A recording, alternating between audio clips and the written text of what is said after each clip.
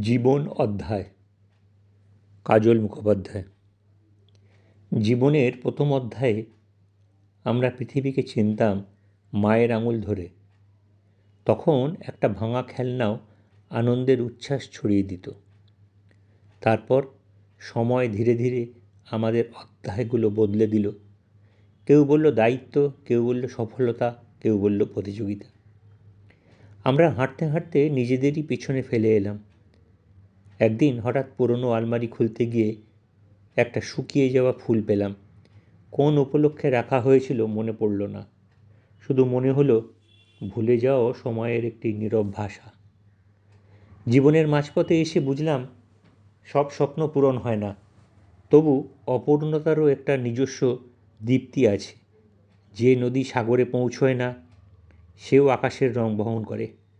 যে মানুষ সব উত্তর জানে না, সেই হয়তো সবচেয়ে বেশি জীবন দেখে।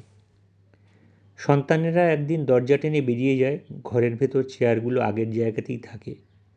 তবু কথাগুলো অন্য এক সময়ে বসবাস শুরু করে। আয়নায় আজ এক নতুন মুখ দেখি।